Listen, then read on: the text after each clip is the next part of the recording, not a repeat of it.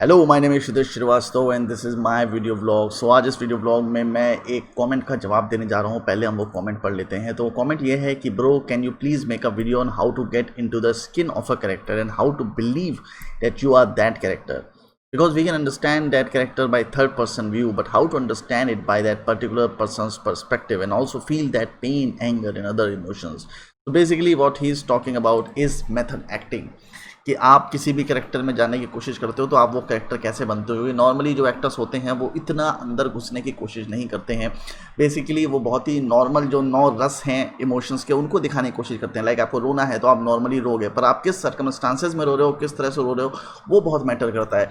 Like आप अगर acting के बारे में बहुत ज़्यादा चीज़ें नहीं जानते हो तो आपको ये पता चलेगा कि रोने के भी अलग अलग लेवल्स होते हैं, कि आप अलग अलग तरीक़ों से रो सकते हो। आपकी गर्लफ्रेंड आपको छोड़ के गई है तो वो अलग रोना होता है, आपके फादर की डेथ हो गई है तो वो अलग रोना होता है, आपके सिचुएशन ख़राब है, आपके पास पैसे नहीं है और आपके ऊपर बहुत सारी जिम्मेदारियां हैं तो वो अलग रोना होता है, जिसमें आदमी अपने आप को दबाने की कोशिश करता है, रोना नहीं चाहता है पर रोना आ भी रहा होता है। कई बार आदमी बहुत ही खुल के रोता है। सो बहुत सारी चीज़ें हैं, एक ही इमोशंस को बहुत सारे इमोशंस में डिवाइड किया जा सकता है। और मैंने भी एक ऐसी फिल्म बनाई थी कलर्स ऑफ वुमेन, जिसमें मेरा एक दोस्त था जो मुझे हमेशा अपलॉड करता है कि उस रोल के लिए कि यार तुमने वो रोल मेरे लिए जो बनाया था वो उतना अच्छे से निकल के नहीं आया, पर वो था बड़ा टेक्निकली और साइकोलॉजिकली अच्छा रोल। उसमें जो कैरेक्टर मैंने दिखाया था उसमें वो रोने की कोशिश करता है पर उसे रोना नहीं आता है और वो अपने आप को फोर्स कर रहा है रोने के लिए, क्योंकि वो गिल्टी फील करना चाहता है। सो बेसिकली वो हम लोग कभी और बात करेंगे उस शॉर्ट फिल्म के बारे में। बट एनीवेज सो बेसिकली अगर आपको किसी भी कैरेक्टर में घुसना है तो बेसिकली आपको उस कैरेक्टर के बारे में पता होना चाहिए। अब सिंपल सा फंडा ये है कि अगर आपको किसी की व्यथा के बारे में पता है, लाइक आप रोड पे जा रहे हो और एक आदमी मरा पड़ा हुआ है तो आपको कोई फीलिंग नहीं आएगी उसके लिए। आपको पता है वो मर गया, क्या फ़र्क पड़ता है, आप जानते नहीं हो उसको। बट अगर आप जानते होते उसको, अगर आप जानते कि ये बंदा वहाँ डोंबिवली में रहता है और इसके ऐसे ऐसे बच्चे हैं, इसका ऐसी लाइफ है और उसने ऐसा ऐसा किया है अपनी लाइफ में, और आप उससे पर्सनली 4-5 बार मिले होते तो आप कैसा फील करते हैं। अगर आप उसे सड़क पर मरा हुआ देखते हैं, आप इमीडिएटली आप इमोशंस का एक ओवरफ्लो होता है आपकी लाइफ में। सो वही एक फंडा है कि आप अगर किसी कैरेक्टर में घुसना चाहते हैं तो बेसिकली आपको उस कैरेक्टर के बारे में पता होना चाहिए। तो कई बार जैसे फिल्म डायरेक्टर्स होते हैं या ऑडिशन पे आप जाते हो तो सबसे बड़ा प्रॉब्लम ये होता है कि जो एक्टर्स होते हैं वो उस इमोशन को फील नहीं कर पाते हैं, और उसके पीछे मेन प्रॉब्लम ये होता है कि कई बार जो डायरेक्टर्स होते हैं वो बैकग्राउंड स्टोरी आपको उस कैरेक्टर के नहीं बताते हैं। वो आपको सिर्फ इमोशन बताते हैं कि ये इमोशन तुमको दिखाना है और तुमको अपने हिसाब से उसको मोल्ड करना होता है। तुम एक्टर्स कई बार ऐसा सोचते हैं कि सारी चीज़ें उनको डायरेक्टर बताएगा, सारी चीज़ें पेपर पे लिखी होंगी, उसके हिसाब से वो चीज़ें करेंगे। एक्टर्स होमवर्क नहीं करना चाहते हैं, पर एक्टर को भी अपना होमवर्क करना पड़ता है। वो अपना बैकग्राउंड कैरेक्टर बनाता है, अपना बैकग्राउंड स्टोरी बनाता है उस कैरेक्टर की, और उसके बेसिस पे वो डिसाइड करता है कि एक पर्टिकुलर सिचुएशन में वो कैरेक्टर कैसे रिएक्ट करेगा। इसलिए कई बार क्या होता है कि जिस तरह से डायरेक्टर या प्रोड्यूसर या राइटर एक कैरेक्टर को एक फिल्म में देख रहा होता है, कई बार एक्टर उसको अलग तरीके से पोर्ट्रे करता है और वो कैरेक्टर या तो बेटर या फिर वर्स हो जाता है। तो यही एक तरीका है। जैसे अमिताभ बच्चन अग्निपथ में, I don't think Amitabh Bachchan को अग्निपथ में मुकुल आनंद ने बोला होगा कि तुम ऐसे ऐसे ऐसे ऐसे कैरेक्टर करना। अमिताभ बच्चन ने वो कहीं और से पिक किया, किसी और कैरेक्टर से पिक किया, कहीं और से उसने अपना दिमाग लगाया, उसका बैकग्राउंड सोचा, उसके बेसिस पे उसने वो कैरेक्टर डेवलप किया।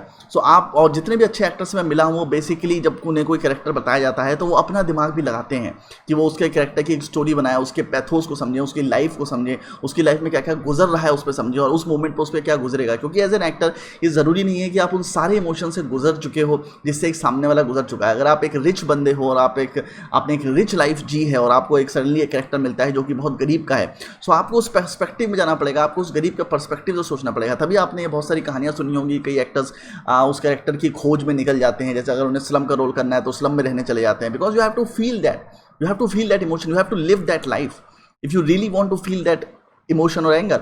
हालांकि बहुत सारे हैक्स भी हैं। जैसे मेरे एक फ्रेंड ने मुझे एक हैक बताया था कि जब भी उसे रोना होता है तो वो अपने बचपन की सबसे दुखी चीज़ सोचता है। जब उसकी दादी की डेथ हुई थी, जब भी वो दादी की डेथ के बारे में सोचता है उसे रोना आ जाता है। तो जब भी उसे कोई सीन मिलता है जिसमें उसे रोना होता है तो वो अपनी दादी की डेथ के बारे में सोचता है।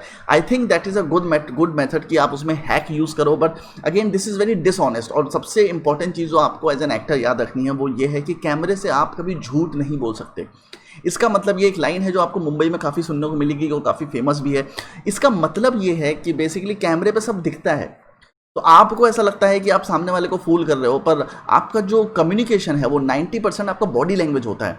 तो ज़रूरी नहीं है कि आप कोशिश कर रहे हो रोने की, आपके आंसू निकल रहे हैं, आपके एक्सप्रेशन चेंज हो रहे हैं, पर वो ऑनेस्टली दिख रहा है। क्या पता आपके मन में वो चीज़ें ना चल रही हों।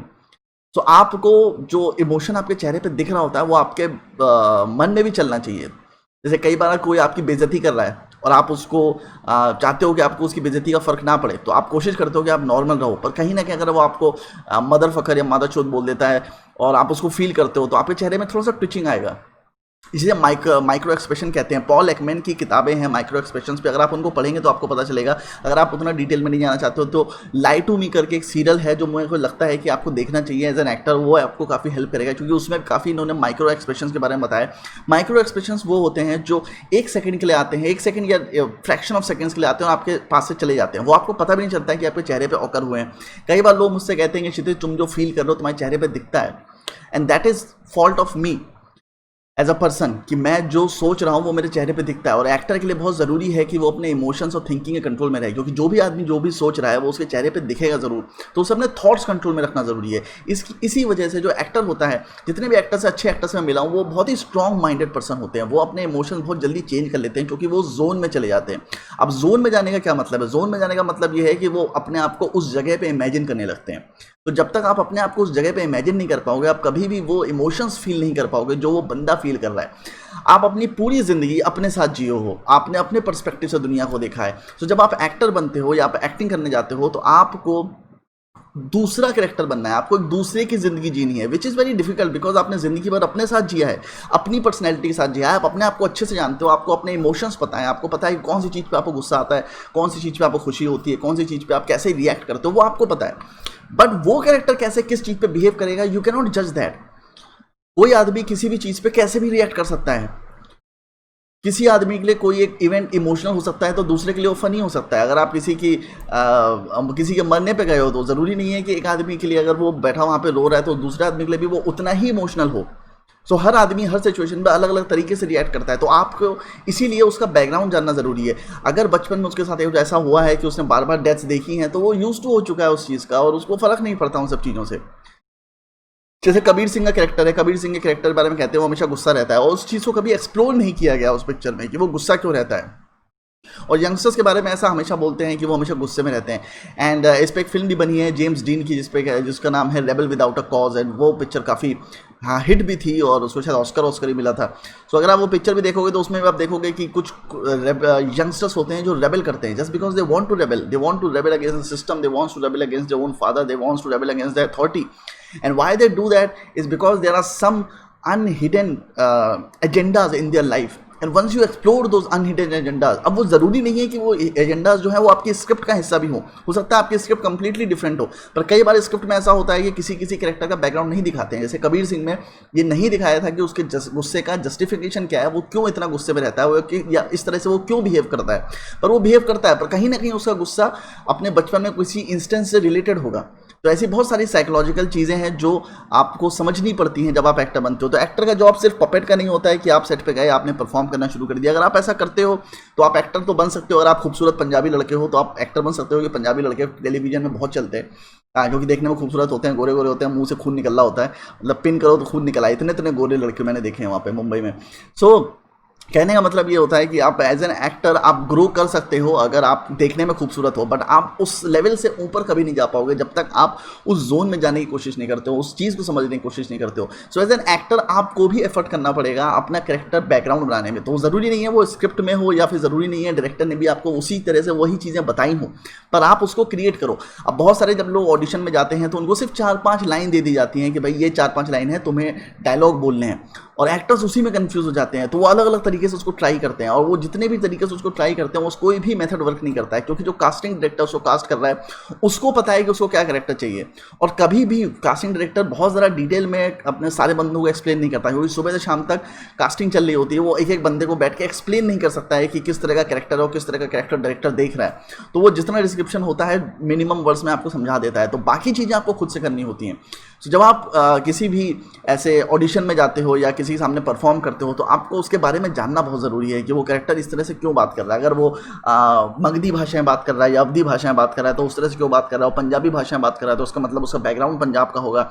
हर एक लाइन, हर एक शब्द जो एक कैरेक्टर का होता है वो उसकी साइकोलॉजी के बारे में कुछ ना कुछ बताता है। तो मैं आपको ये भी रिकमेंड करूँगा कि अगर आप इस जोन में जाना चाहते हो तो थोड़ा सा आप साइकोलॉजी के बारे में ही पढ़ो। कुछ एक किताबें अगर आप पढ़ लोगे सिगमंड फ्रॉइड की, एल्फ्रेड एडलर की या फिर कार्ल जंग की, तो भी आपको काफ़ी नॉलेज मिल जाएगा उस चीज़ से रिलेटेड। तो वो आपको हेल्प करेगा इस कैरेक्टर को समझने में। तो यही एक तरीका है जब आप मेथड एक्टिंग में उस चीज़ को जाते हो। तो मेथड एक्टिंग बेसिकली कोई रॉकेट साइंस नहीं है। आई थिंक इसको ली स्ट्रैसबर्ग ने दिया था, मेरे को याद नहीं है, पर कोई एक बहुत बड़ा एक्टिंग गुरु था जिसने इसको मेथड एक्टिंग दी थी। और मेथड एक्टिंग के वो मतलब वर्कशॉप्स होती थी, क्लासेस होती थी, जिसमें बेसिकली आपके माइंड पे वर्क होता है, आपकी बॉडी पे वर्क नहीं होता है, आपके माइंड पे वर्क होता है। आप अपने माइंड से चीज़ों को ग्रैस्प करने की कोशिश करते हो। और 90% जो मेथड एक्टर्स होते हैं वो बेसिकली उस जोन में जाने की कोशिश करते हैं जिस जोन में वो कैरेक्टर हो। जैसे आपने हेथ लेजर के बारे में सुना होगा कि डार्क नाइट के टाइम में उसने अपने आप को एक कमरे में बंद कर लिया था 2 महीने के लिए और सिर्फ उस कैरेक्टर के बारे में सोचता रहता था। तो आप उस जोन में जाते हो, आप उस कैरेक्टर की तरह सोचने की कोशिश करते हो। अब जैसे एज अ राइटर मुझे भी कई बार मेथड राइटिंग करनी पड़ती है। मेथड राइटिंग का मतलब कि जैसे मैं एक डिटेक्टिव शो लिख रहा था, तो जब मैं लिख रहा था उस डिटेक्टिव शो को, तो मुझे रियलाइज़ हुआ कि यार मैं डिटेक्टिव तो हूँ नहीं, तो मैं उस डिटेक्टिव की तरह कैसे सोचूंगा। तो पहले 1 हफ्ता मैंने सिर्फ उस डिटेक्टिव की तरह सोचने की कोशिश करी। मैं इधर उधर चीज़ों को देखता था और नोटिस करता था, मेरा ऑब्जर्वेशन लेवल्स अच्छे हो गए थे और मैं चीज़ों को ऑब्जर्व करता था आसपास क्या चीज़ें, वही चीज़ें मैंने इनकॉर्पोरेट की अपनी किताब में। और वही जब मैंने पढ़ा कि ऑर्थर कोनन डॉयल ने शेरलॉक में किया था, कि उन्होंने बेसिकली जो रियल लाइफ इंस्टेंसेस थे उनका एक फिक्शनलाइज वर्जन लिखा था। और शेरलॉक और कुछ नहीं, इसीलिए शेरलॉक इतना इंस्पिरेशनल है और इतना लोगों को इंटिमिडेट करता है, क्योंकि वो रियल लाइफ एक्सपीरियंस से बेस्ड है और आपको ऐसा लगता है कि वो रियल लाइफ कैरेक्टर है। तो कई बार आपको कोई चीज़ लिखनी है या फिर आप कोई कैरेक्टर करना चाहते हो तो आपको उसको समझना पड़ता है, और जब आप उस कैरेक्टर को समझोगे तो आप उस कैरेक्टर के अंदर जा सकते हो। और ये सब मेथड एक्सरसाइजेस हैं जो आपको एक्टिंग की क्लासेस में बताई जाती हैं। पर नॉर्मली लड़कों का क्या होता है कि यार जो भी एक्टर्स होते हैं, लड़के लड़कियां जो भी होते हैं, वो उतनी मेहनत नहीं करना चाहते। वो चाहते हैं कि सारी चीज़ें सामने से बताई जाएँ, सारी चीज़ें हमको डायरेक्टर बताया, हम उसके हिसाब से बिहेव करेंगे। वो अपना दिमाग नहीं लगाते हैं, आपको अपना दिमाग लगाना पड़ेगा। अगेन जैसा कि मैंने बताया, एक्टर्स पपेट नहीं होते हैं कि सेट पे गए, जाके परफॉर्म किया, निकल गए। क्योंकि ऐसे एक्टर्स मुंबई में भरे हुए हैं और वो आते हैं, इंडस्ट्री से चले जाते हैं, गोरेगांव में शूट कर रहे होते हैं, फिल्म सिटी में शूट कर रहे होते हैं, आते हैं और चले जाते हैं, उनके बारे में किसी को पता नहीं चलता। पर जो ग्रेट एक्टर्स हैं उनका ये खासियत है कि वो सुनते हैं उस चीज़ को। जैसे अमिताभ बच्चन का मैं एक बार मिला था उनसे एक स्टूडियो में, तो उनको कोई कहानी नरेट कर रहा था, वहाँ पे मैं दूर खड़ा हुआ था, सुन रहा था। So when he was narrating that story, तो वो उसको जिस तरह से सुन रहे थे, मतलब अपना मुंह खोल के इस तरह से सुन रहे थे, मतलब he was listening to that story like a innocent boy. उनके चेहरा देख के पता चल रहा था कि वो उस कैरेक्टर को इमेजिन कर रहे हैं या उस स्टोरी को इमेजिन कर रहे हैं। तो basically again power of visualization, जब आप किसी भी कैरेक्टर में घुसना चाहते हो तो आपको विजुअलाइजेशन टेक्निक का बहुत इस्तेमाल करना पड़ेगा। Visualization technique in the sense कि आपको इमेजेस क्रिएट करनी पड़ेंगी।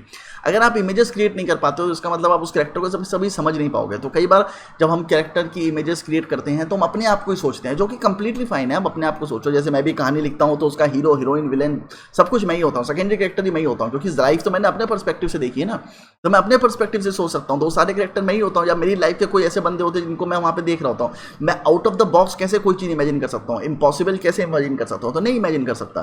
तो मैं वही चीज़ें इमेजिन करता हूँ जो मैंने अपने पर्सनल लाइफ से ली है। तो बेसिकली एक्टिंग में भी यही है कि 30% आप वो कैरेक्टर बनते हो और 70% आप खुद ही होते हो, आप अपनी पर्सनैलिटी का हिस्सा उसमें डालते हो। So this is where the emotion comes इन।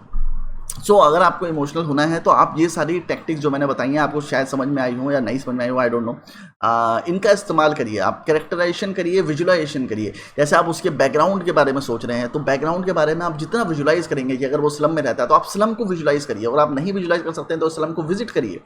अगर वो बंदा हैंडीकैप है, वो पूरे टाइम व्हीलचेयर पर रहता है, then imagine yourself being on wheelchair. आप व्हीलचेयर खरीद लाओ, उसके ऊपर एक दिन बिताओ, आपको पता चलेगा क्या क्या प्रॉब्लम्स एक हैंडीकैप फील करता है, कैसे कैसे वो डील करता है उस अपनी लाइफ के साथ। तो आपको उस कैरेक्टर का पैथोस पता चलेगा, क्योंकि बाहर से देख के एक हैंडीकैप की लाइफ आपको इतनी ज़्यादा प्रॉब्लमेटिक नहीं दिखेगी। वो छोटी छोटी चीज़ें जो आप जिसको फॉर ग्रांटेड लेते हो, आपको पता चलेगा कि एक हैंडीकैप बंदा नहीं कर सकता। And this is how you get into the character of the thing. So बहुत ईजी मेथड्स हैं। अगर आप इनिशियल लेवल पे आपको थोड़ी सी मेहनत लगेगी, लाइक जब भी आप कैरेक्टर के बारे में सोच रहे होगे तो आपको कई बार लिखना पड़ेगा, पेजेस एंड पेजेस लिखना पड़ेगा उस कैरेक्टर के बारे में, just to get into the skin of the character. But अगर आप ये प्रोसेस या एक्सरसाइज बार बार करते रहते हो, then I can assure you कि एक टाइम ऐसा आएगा कि आप ऑडिशन पे जाओगे, आपको सिर्फ 3 लाइनें दी होंगी और आप तुरंत धड़ करके आप अपना पूरा कैरेक्टर उसका इमेजिन कर लोगे, पूरा विजुअलाइजेशन कर लोगे और आप उसको बनाना शुरू कर दोगे और उसके बेसिस पे आप परफॉर्म करोगे। और जब आप परफॉर्म करोगे तो जो कास्टिंग डायरेक्टर्स हैं, डायरेक्टर वहाँ पे बैठा होगा, वो बहुत ज़्यादा इन्फ्लुएंस होगा। और ये मैं आपको अपने पर्सनल एक्सपीरियंस से बता रहा हूँ कि मैंने भी कास्टिंग करी है अपनी फिल्मों के लिए, दूसरों की फिल्मों के लिए। तो मैंने एक चीज़ नोटिस करी है कि ज़्यादातर जो लोग होते हैं वो प्रिपरेशन नहीं करते हैं, उनको पता ही नहीं होता है वो कैसा बिहेव कर रहे हैं, क्योंकि उन्होंने उस चीज़ के बारे में ज़्यादा सोचा ही नहीं होता है। वो उस कैरेक्टर को याद करने में ज़्यादा टाइम लगाते हैं, वो उसको रट्टा मारते रहते हैं। और उसको रट्टा मार के अगर आपको सिर्फ सामने बोलना है तो बेसिकली आप स्पीच दे रहे हो, आप एक्टिंग नहीं कर रहे हो। तो स्पीच नहीं देनी है, आपको एक्टिंग करनी है, और एक्टिंग के लिए उस कैरेक्टर को समझना जरूरी है। तो जो 1 घंटा 2 घंटा आपको ऑडिशन में मिलता है जब आप बाहर बैठे होते हो, तो उस टाइम पे आप कैरेक्टर्स के बारे में सोचो कि वो कैरेक्टर एक पर्टिकुलर सिचुएशन में कैसे बिहेव करेगा, और इस पर्टिकुलर सिचुएशन जिसमें वो ये डायलॉग बोल रहा है यहाँ पे वो कैसे बिहेव करेगा। और अगर आप वैसा सोचते हो और उस कैरेक्टर में घुसने की कोशिश करते हो या उस कैरेक्टर को अपनाने की कोशिश करते हो, तो आपको मेहनत नहीं लगेगी, आप नेचुरली उसको कर जाओगे and it becomes a easy process. तो इनिशियल अगर आप हार्ड वर्क कर लेते हो कैरेक्टराइजेशन करने का, विजुअलाइजेशन करने का, तो जब आप परफॉर्म करोगे तो आपके लिए प्रोसेस बहुत ईजी हो जाएगा। सो आई होप कि आपको ये चीज़ समझ में आई हो। मैंने जितना हो सके डिटेल में इसको बताने की कोशिश करी है। अगर समझ में आया है तो please like share and comment करिए, और कमेंट करके मुझे बताइए ज़रूर कि आपको ये वीडियोस कैसे लगे, और अगर आपके कुछ और भी सवाल हैं तो वो भी मुझसे पूछिए, क्योंकि फिर मैं जवाब दूंगा। और जितने आप लोग कमेंट पूछते हैं मैं उसके जवाब देता हूँ, मुझे अच्छा लगता है। So please ask me questions जो मैं जिसके जवाब दे सकूँ, ठीक है। तो मिलते हैं जल्दी नेक्स्ट व्लॉग के साथ। Bye bye.